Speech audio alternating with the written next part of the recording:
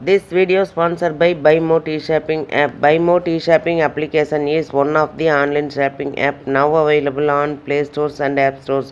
இது எதுக்காக கொடுத்துருக்கோம் அப்படின்னு வந்து பார்த்தீங்கன்னா, இந்த BuyMo T-Shoppingல போய் நீங்கள் ஷாப்பிங் பண்ணும்போது கண்டிப்பாக பொருள் வந்து தரமானதாக நியாயமானதாக கண்டிப்பாக இருக்கும். இது வந்து நீங்கள் அமேசான் ஃப்ளிப்கார்ட்டில் ஆர்டர் பண்ணுறதை விடவும் இது வந்து விலை குறைவாக கிடைக்கும். கண்டிப்பாக கம்பேர் பண்ணி பாருங்கள், கம்மியாக கிடைக்கும்.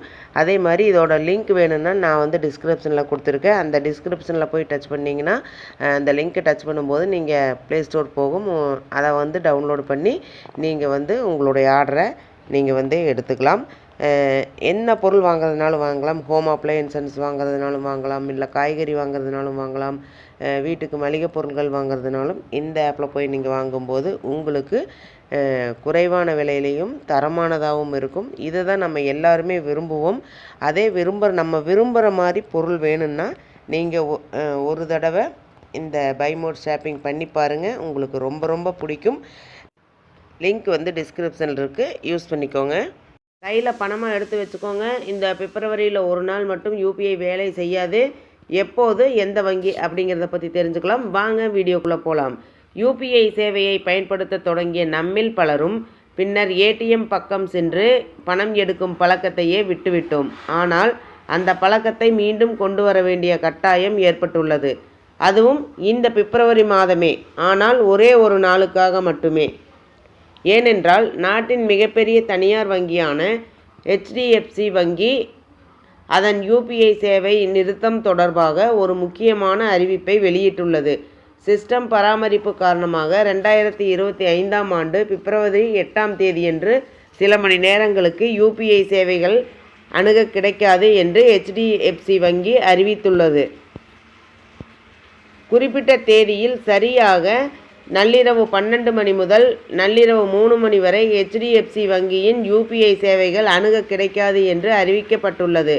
அதாவது இந்த குறிப்பிட்ட காலத்தின் போது HDFC வங்கியின் பயனர்களால் UPI மூலம் பணம் அனுப்ப முடியாது என்று HDFC வங்கி அதன் வாடிக்கையாளர்களை இதன் கீழ் ஒரு மாதத்திற்கான முதல் இலவச பரிவர்த்தனைக்கு பிறகு அல்லது மாதம் 10,000 டெபாசிட்டுக்கு பின்னர் அனுப்பப்படும் 1000க்கு ரூபாய் 5 அதிகபட்சம் 50 கட்டணம் என்று அறிவிக்கப்பட்டுள்ளது. மேலும் கொரியர் மூலம் ரீஜெனரேஷன், மூத்த குடிமக்களுக்கு கேஷ் இன்ஸ்ட்ருமெண்ட் பிக்கப் மற்றும் பேலன்ஸ் ஸ்டேட்மெண்ட்ஸ் போன்ற சில காரணங்களுக்கு கட்டணங்கள் தள்ளுபடி செய்யப்பட்டுள்ளன. ATM டிக்ளைன் கட்டணம் 25ஆக உள்ளது. ஆனால் இப்போது இது கோட்டக் அல்லது ATMகளுக்கு மட்டுமே பொருந்தும். மேலும் ஸ்டாண்டிங் இன்சூரன்ஸ் SI ஃபெயிலருக்கான கட்டணம் ரூபாய் 200லிருந்து 100ஆக குறைக்கப்பட்டுள்ளது. கூடுதலாக இலவச ATM பரிவர்த்தனைகள் வரம்புகள் ஆனது கார்டு வகையின் அடிப்படையில் திருத்தப்பட்டுள்ளன. குறிப்பிட்ட வரம்புகளுக்கு அப்பால் கட்டணம் விதிக்கப்படும். இதற்கு முன்னதாக UPI பரிவர்த்தனைகளை உருவாக்கும் செயல்முறையை தரப்படுத்துவதற்காக NPCI என்று சுருக்கமாக அழைக்கப்படும் இந்திய தேசிய கொடுப்புணர்வு கழகமானது UPI பரிவர்த்தனை ஐடிகளில் எண்ணெழுத்துக்களை மட்டுமே பயன்படுத்தும்படியும் சிறப்பு எழுத்துக்களை பயன்படுத்துவதை தவிர்க்கவும் இங்கே அறிவுறுத்தியதும் இங்கே குறிப்பிடத்தக்கது. இந்த தகவல் உங்களுக்கு பயனுள்ளதாக இருக்கும்னு நினைக்கிறேன். மேலும் பயனுள்ள தகவலுக்கு என்னோட சேனலை சப்ஸ்கிரைப் பண்ணுங்கள், லைக் பண்ணுங்கள், ஷேர் பண்ணுங்கள் அண்ட் பெல் பட்டனை கிளிக் பண்ணி மறக்காமல் ஆளுங்கிற ஆப்ஷனை தட்டுங்க. அப்போ தான் நான் போகிற யூஸ்ஃபுல்லான வீடியோஸ் எல்லாம் உங்களுக்கு நோட்டிஃபிகேஷனாக வந்து சேரும். Thank you, by.